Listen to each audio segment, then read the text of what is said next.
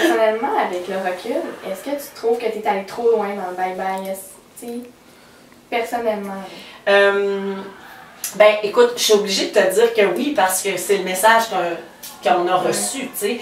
À un moment donné, il faut avoir l'humilité et l'intelligence aussi de dire, oh, ben ok, peut-être que j'avais pas de mauvaises intentions, mais les gens l'ont mal reçu, tu sais. Si c'était à refaire, c'est sûr que j'enlèverais... en fait, c'est pas le bye-bye au complet qui a choqué les gens, c'est vraiment deux éléments particuliers. Tu sais, il y a eu la blague sur Nathalie Simard, puis il y a eu des blagues à propos des Noirs, mais qui n'étaient pas vraiment sur les Noirs, qui étaient plus sur Denis Lévesque, mais bon, tu sais, j'ai pas à réexpliquer tout ça.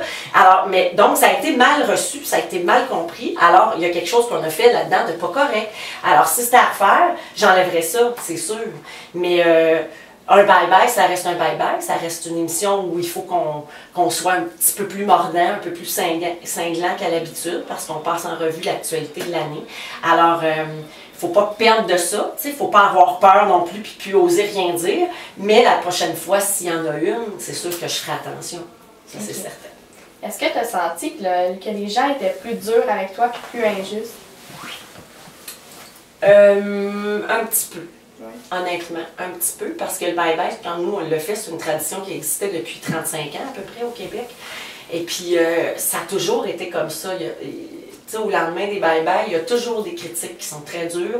Il y a toujours une espèce de mini-scandale ou mini-controverse où les gens font comme « Ah, telle affaire, c'était pas correct, ça, tu sais. » Puis c'est correct, c'est un peu un sport national qu'on a au Québec, tu sais, de parler de ça. Puis de chialer un peu sur le bye-bye. Puis tu sais, ça fait partie du plaisir de le regarder en famille puis de donner ses commentaires après et tout. Mais là, on dirait que... Avec, tu sais, on était en 2008 à l'époque, 2008-2009, mais on dirait que de nos jours, avec les blogs sur Internet, tu sais, tout le monde a une tribune pour exprimer son opinion. Alors, je pense que c'est là que ça devient disproportionné. À l'époque, quand Dominique Michel faisait une joke vraiment plus tough sur un politicien, par exemple, ben on lisait la critique dans le journal, puis on en parlait à notre souper de famille, puis à notre bureau. Mais ça s'arrêtait là. Maintenant, tu vas sur Internet, puis là, tu vois tous les commentaires de gens qui ont détesté telle chose, telle chose, telle chose, et tout le monde se permet de faire son commentaire, puis c'est correct, là, tu sais, les gens ont droit à leur opinion. Mais c'est que là, ça, après, c'est repris par des journalistes, puis là, c'est dans le journal, puis là, ben, à la radio, les animateurs, ils lisent le journal, puis ils commentent l'article dans le journal. Donc, ça devient comme une espèce de grosse balloune. Et ça, c'était pas comme ça avant. Mais c'est comme ça qu'on fait notre métier maintenant, puis il faut juste s'adapter et apprendre à vivre avec. OK.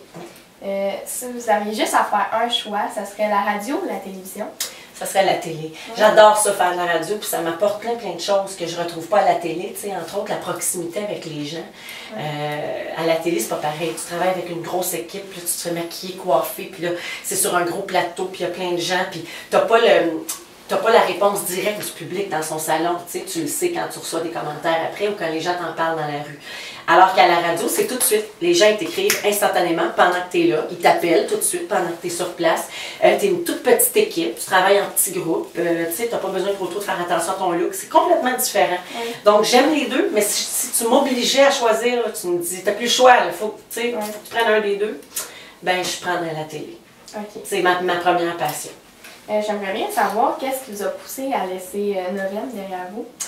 Le temps, le manque de temps. À un moment donné, je ne peux pas tout faire. Puis quand j'ai appris que j'allais avoir un autre enfant, j'ai 3 enfants, donc quand je suis tombée enceinte de ma dernière, là, je me suis dit, faut que je fasse des choix, il faut que je fasse un peu de ménage dans mon temps, parce que dans mon horaire, parce que sinon, j'y arriverai pas. Je peux pas tout faire, je peux pas être partout, je peux pas être, tu sais, ça n'a aucun sens. Et le choix logique pour moi, c'était de vendre mon entreprise, parce que c'est ce qui me passionnait le moins dans toutes les occupations. OK. Ouais.